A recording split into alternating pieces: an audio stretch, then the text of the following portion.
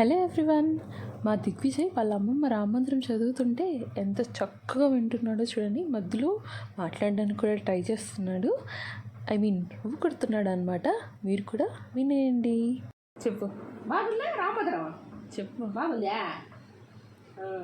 శ్రీరామ రామ రామేది రమే రామే మనోరమే సహస్రనామ తత్పుల్యం శ్రీరామ నామ వరానమే శ్రీరామ రామేది రమే రామే మనోరమే సహస్రనామ పుల్యం.